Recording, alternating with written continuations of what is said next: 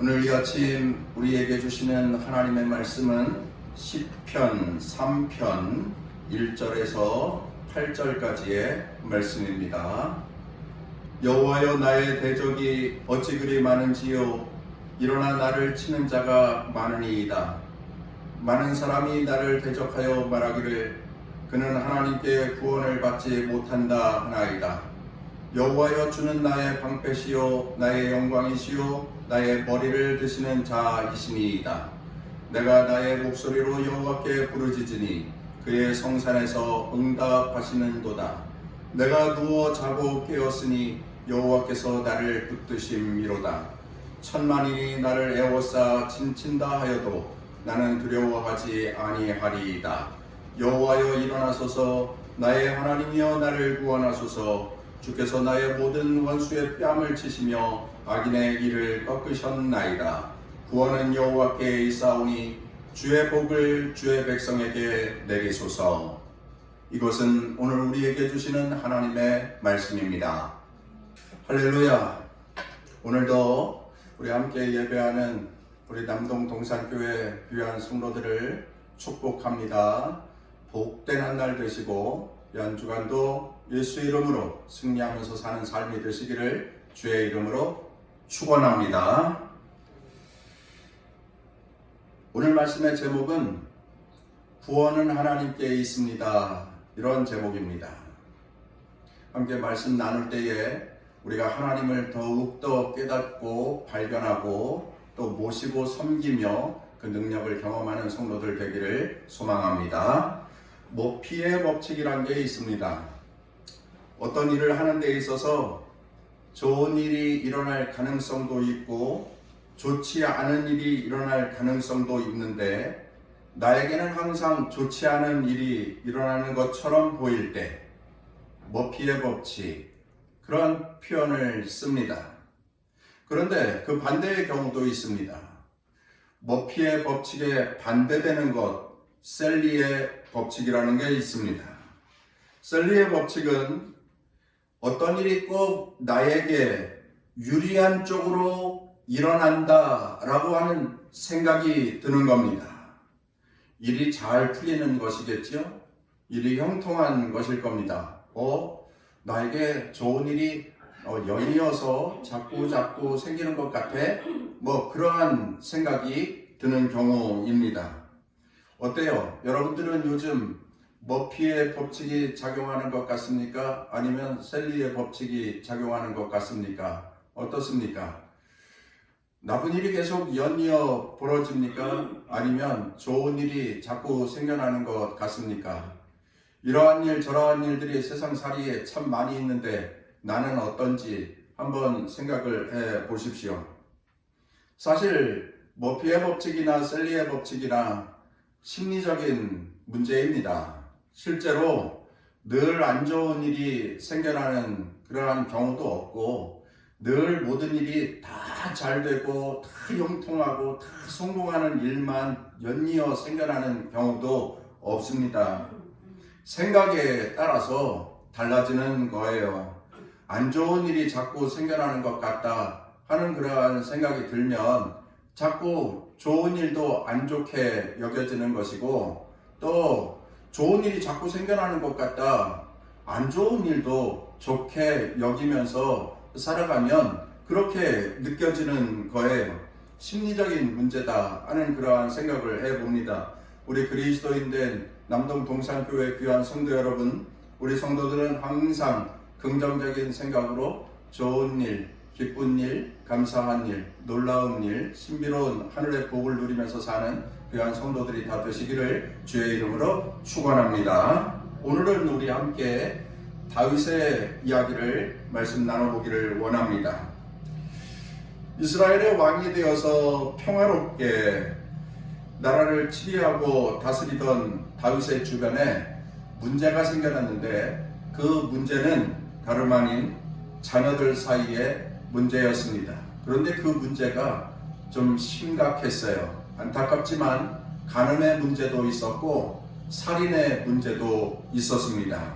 사연인즉슨 다윗의 큰아들인 암논이 이복 동생인 다말을 짝사랑했습니다. 그런데 짝사랑이 지나쳤네요.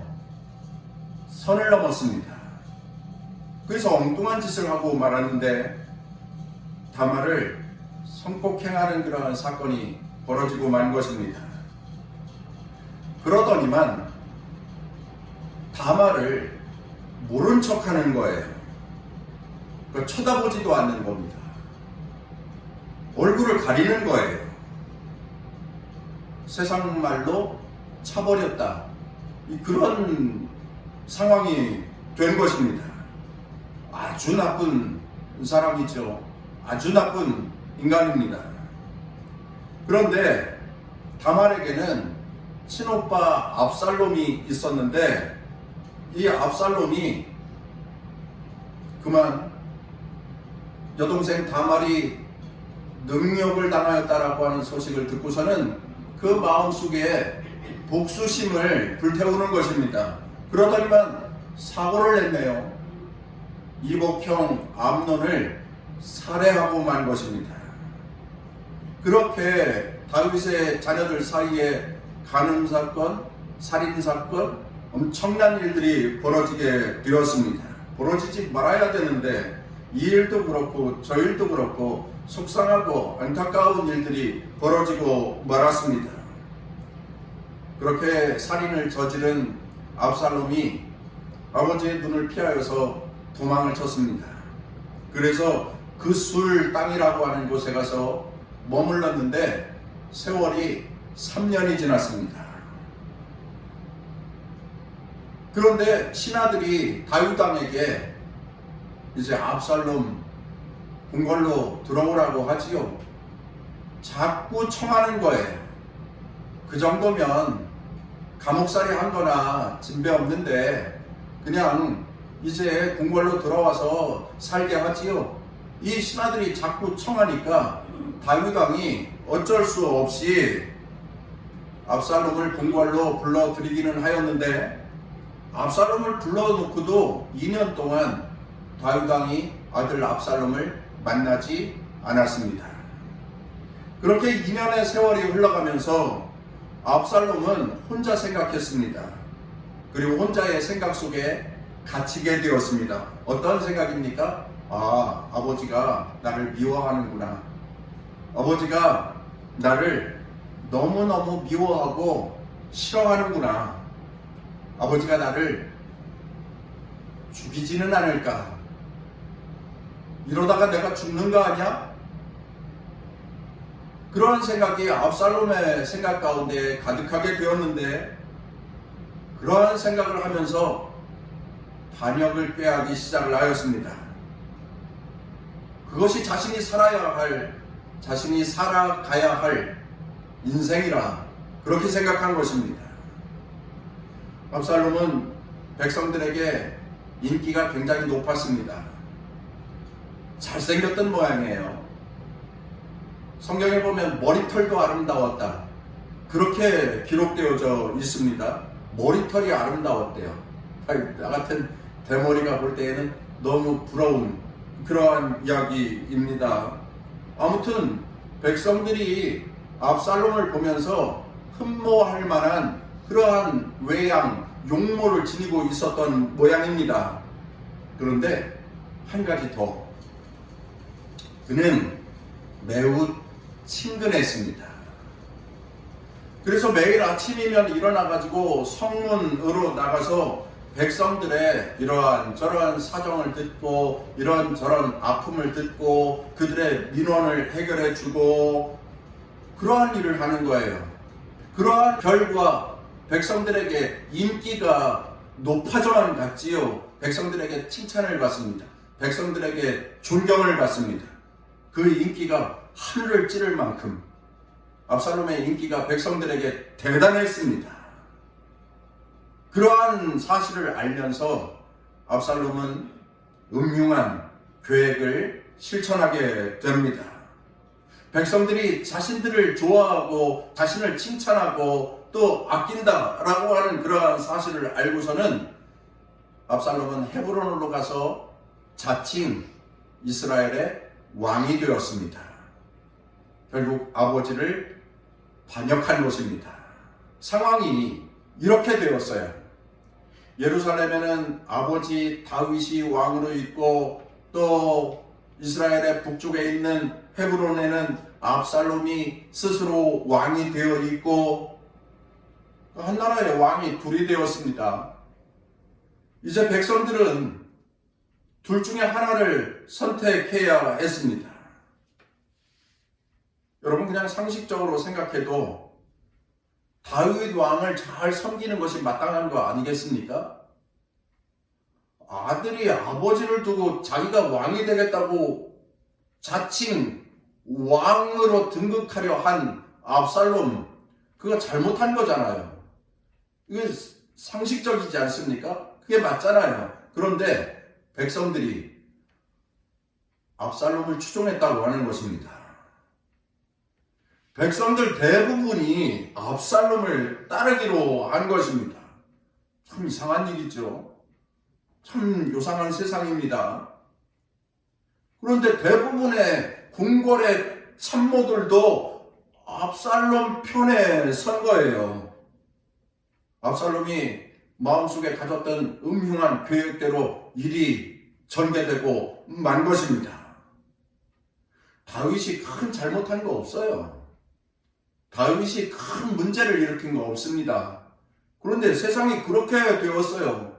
그러더니만 압살롬이 그 여세를 몰아서 다윗 왕 아버지를 압박하는데 다윗 왕이 견디지 못하고 피난길에 오르게 되었습니다.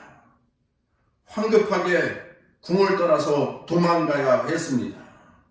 그 당시 다윗이 처량한 신세로 도망가는 모습을 사무엘하 15장 30절에는 이렇게 기록되어져 있습니다. 다윗이 감람산 길로 올라갈 때에 머리를 가리우고 맨발로 울며 행하고 저와 함께 가는 백성들도 각각 그 머리를 가리우고 울며 올라가니라. 머리를 가리우고 맨발로 울며 함께 가는 일부의 일행도 머리를 가리우고 함께 울며 올라갔다. 이렇게 말씀되어지고 있습니다. 여러분, 머리를 가릴 때는 어떠한 때 머리를 가리는 겁니까? 머리를 가릴 때 아유 부끄러워요. 아우 창피해요. 그럴 때 머리를 가리는 거지 않습니까? 사람들 앞에 죄를 지었을 때에 벌을 받으려면 그 얼굴을 떳떳하게 들고 벌 받는 사람이 거의 없잖아요. 양심에 화인 맞은 사람 아니면 대부분이 다 고개를 숙이고 머리를 가리고 그렇게 부끄러워서 풀이 죽어서 어쩔 줄 몰라 하면서 그러지 않습니까? 지금 다윗의 모습이 딱 그것입니다. 거기다가 눈에서는 눈물이 막 흘러내립니다. 아들에게 배신당한 그 서글픈 눈물이었습니다. 신발도 신지 못하고 맨발로 황급히 도망치고 있습니다. 그런데요, 그것으로 그친 것이 아닙니다. 사무엘하 말씀에 보면은 다윗이 바삐 도망가던 중에 바울임이라고 하는 곳에 이르렀을 때에 시므이라고 한 노인이 다윗을 따라오면서 저주하는데 다윗을 향하여서 돌을 던지고 심한 말로 모욕합니다. 뭐라고 합니까? 피를 흘린 자요, 비루한 자요, 가라, 떠나라, 가라, 이렇게 소리를 버럭버럭 지는 것이었습니다. 여러분, 이 말은 무슨 말입니까? 네가 선왕 사울 왕을 죽였잖아. 그렇게 좋은 왕을 죽이고 자신이 스스로 왕이 되더니 자식에게 쫓겨서 도망가는 신세가 되었구나. 꼴 좋다. 아주 보기 좋다.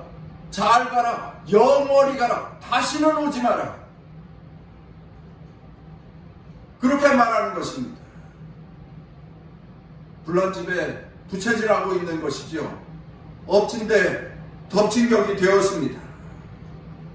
너무너무 안타까운 상황이 다윗에게 전개되고 있습니다.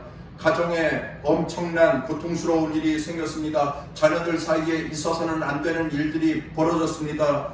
그리고 그 일 후에 아들의 반역이 일어나게 되었습니다. 참모들도 다 돌아서게 되었습니다. 백성들이 압살롬의 편이 되고 말았습니다. 시골의 촌노인까지 다윗을 향해서 손가락질하면서 정죄하고 입에 담을 수 없는 저주의 말을 내쏟고 있습니다. 주변의 모든 사람들이 적군이 되었어요. 모든 사람들이 내 편이 하나도 없습니다. 나를 위로해 줄 사람, 나에게 힘을 줄 사람이 단 한 사람도 없는 그러한 상황이 되고 말았습니다. 버림받은 사람이라고 사람들에게 손가락질을 받는 그러한 상황이 되고 말았습니다. 그러한 상황에서 지은 시편이 여기 오늘 읽은 말씀 시편 3편이라고 하는 거예요. 1절 말씀을 보십시오. 여호와여 나의 대적이 어찌 그리 많은지요. 일어나 나를 치는 자가 많으니이다. 많은 사람이 나를 대적하여 말하기를 그는 하나님께 구원을 받지 못한다 하나이다.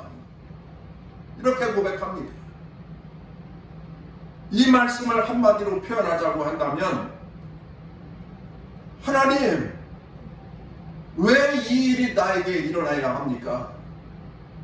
이러한 겁니다. 하나님, 왜 하필 나에게 이러한 일을 주시는 겁니까? 내가 왜 이런 꼴을 당해야 합니까? 나를 공격하는 사람들 너무 많고 주변에 나를 다 힘들게 하는 사람들 뿐입니다. 나에게 사람들이 손가락질을 합니다. 하나님의 구원도 받지 못할 자라고. 이게 말이 됩니까? 이게 맞습니까? 이게 실화입니까? 이런 이야기입니다. 성도 여러분, 다윗은 이미 오래전에 사무엘 선지자로부터 이스라엘의 왕으로 기름 부음을 받았습니다. 그리고 사울 왕이 죽은 후에 헤브론에서 7년 반 동안 왕으로 있다가 그 후에 예루살렘으로 와서 왕이 되었습니다. 아주 정상적인 절차로, 세상 말로 무슨 이런 표현 써도 되나요? 야로 같은 거 없었습니다. 그 과정이 다 순조로웠습니다. 하지만 힘들었죠. 어려운 과정을 지냈습니다.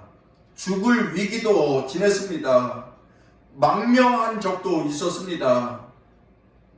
어려웠지만 모든 일이 다 순조롭게 왕이 되었습니다.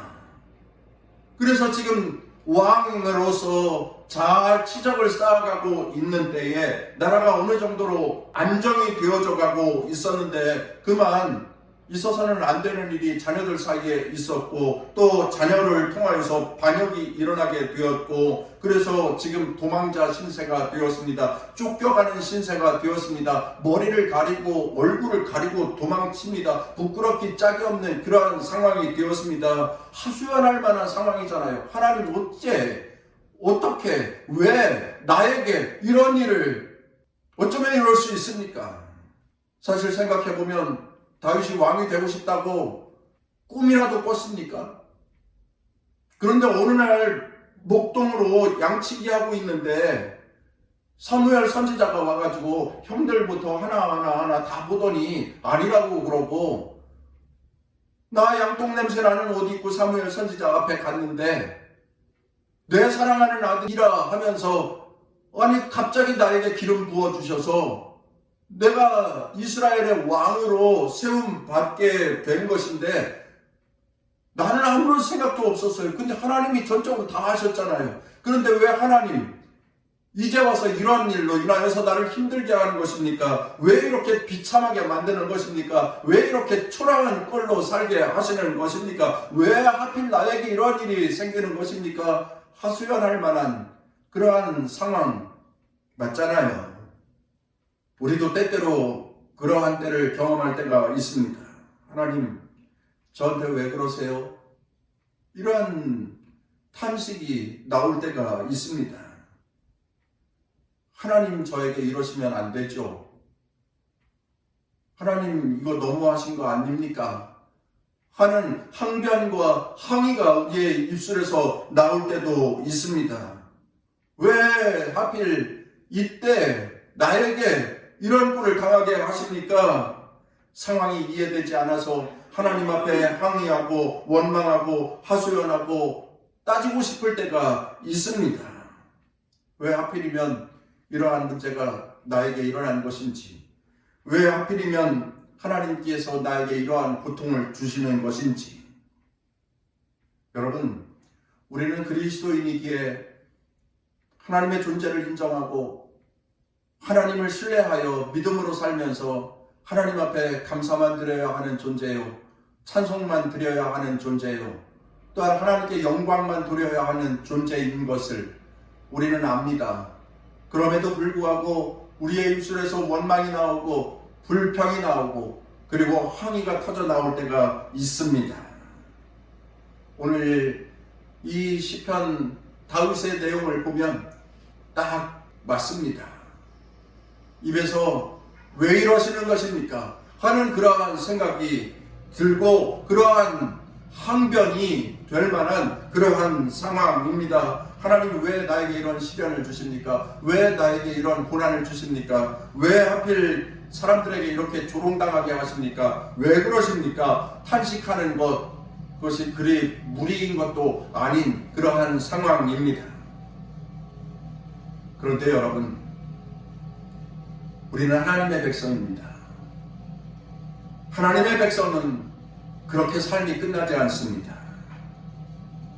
새드 엔딩이 아니라는 거예요.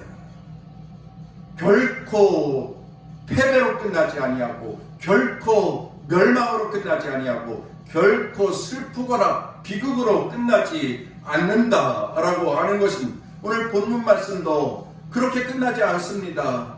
그렇게 끝나면 안 되는 것이지요.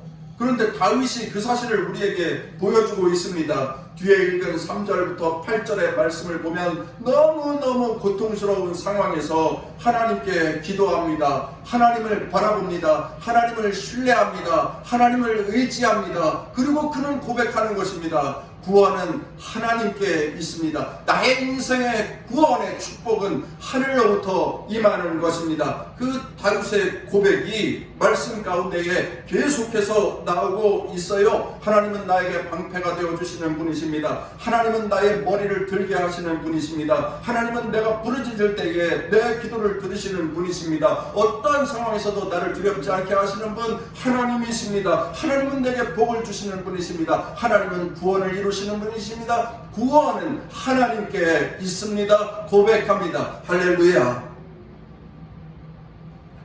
대단한 믿음입니다. 그냥 낙심하고 쭈그러질 것 같았는데, 그냥 실망하고 포기할 것 같았는데, 저주하는 사람들 앞에서 꽁무니를 내리고 이제는 진짜 돌아올 수 없는 그곳으로 떠나버리고 말 것 같았는데 하나님을 바라봅니다. 하나님을 향합니다. 하나님께 기도합니다. 정말로 하나님의 마음에 합한 자 다윗이라 말하지 않을 수가 없습니다. 하나님의 사랑을 받고 하나님의 인정을 받고 하나님께 축복을 받는 믿음의 조상 다윗이 아니라 말할 수 없습니다. 그가 뭐라고 고백합니까? 6절 말씀을 한번 보시죠. 천만인이 나를 애워싸 찐친다 하여도 나는 두려워하지 아니하리이다. 나는 두려워하지 않겠습니다. 8절에는 뭐라고 말합니까? 구원은 여호와께 있사오니 주의 복을 주의 백성에게 내리소서. 구원은 여호와께 있사오니, 하나님께 구원이 있습니다. 구원은 하나님께 있습니다. 하나님의 백성을 하나님은 모른다 하지 않으십니다. 그대가 슬퍼 울고 있느냐 함께 하시는 하나님이 위로하십니다. 그대가 힘에 지쳐 넘어져 있는가 하나님께서 함께 오셔서 붙잡아 일으켜 주십니다. 그대가 갈 길을 몰라 방황하고 있는가 하나님께서 오셔서 친히 이곳 저곳을 지정하여 알려주십니다. 우리가 어렵고 힘들고 눈물 나고 탄식하고 괴롭고 답답하고 고독하고 외로움의 지경에 빠졌을 때에도 하나님은 모른다 하지 아니하시고 오셔서 건져주시는 분, 구원해 주시는 분, 이기게 해 주시는 분 하나님이신 것을 믿으시기를 바랍니다. 여러분, 갯벌 체험해 보시면 다 그런 경우입니다. 완전 수렁에 빠지는 겁니다. 한쪽 발을 빼면 또 한쪽 발이 빠지고, 또 한쪽 발을 간신히 빼면 또 한쪽 발이 빠지고, 한쪽 발을 또 빼려고 했더니 발만 나왔네, 장화는 안 나오고, 그래서 또 장화 꺼내야 되고, 거기서 어떻게 빠져나올 것입니까? 누군가 와서 붙잡아 주어야, 누군가 와서 나에게 힘이 되어 주어야 내가 그 모든 수렁을 빠지고 자유하고 해방받고 살아갈 수 있는 것인데, 그렇습니다. 여러분, 우리를 모든 삶의 상황에서 구원해 주실 분 하나님, 모든 수렁과도 같은 인생의 순간에 우리에게 세임을 주시는 분 하나님, 구원은 하나님께 있습니다. 하나님은 모른다 하지 아니하시고 우리에게 찾아오셔서 우리에게 힘을 주시고 능력을 주시고 권세를 주시고 역사를 주시고 기적을 주시고 축복을 주시고, 할렐루야. 정리하겠습니다. 왜 나는 맨날 이렇게 꼬이는 거야? 나는 왜 맨날 일이 안 되는 거야? 라고 생각하는 머피의 법칙 속에서 사는 사람도 있고, 아무리 일이 힘들고 어려워도 이 힘든 시간도 나중에는 열매가 될 거야. 이 어렵고 고통스러운 순간도 나중에는 귀한 결실이 될 거야. 좋은 일이 나에게 생길 거야 생각하는 셀리의 법칙으로 사는 사람도 있습니다. 우리는 어떻게 살아야 합니까? 셀리의 법칙으로 살아야 합니다. 그런데 혼자 그러면 안 되고요. 하나님과 함께 긍정하면서, 하나님과 함께 힘내어서, 하나님과 함께 하늘의 지혜로, 하나님과 함께 능히 이기게 하시는 그 능력을 보며 살아야 합니다. 지나고 나서 생각해 보니 그 어렵던 순간이 정말 나에게는 유익한 시간이었어. 내게 도움이 안 되는 줄 알았는데 내게 가까이 있는 이 모든 사람들이 정말 좋은 사람들이었어. 7번 넘어져도 8번 일어나게 해주시는 분은 하나님이시구나. 하나님을 신뢰하는 자는 반드시 이기리라. 승리의 노래를 부르리라. 하나님은 구원자시구나. 나의 삶의 구원자는 하나님이시구나. 구원이 하나님께 있습니다. 항상 긍정하면서 적극적으로 하나님 붙들고 모든 삶의 상황에서 싸워 이겨 승리의 노래를 부르고 승리의 깃발을 높이 드는 주의 백성들이 다 되시기를 주의 이름으로 축원합니다.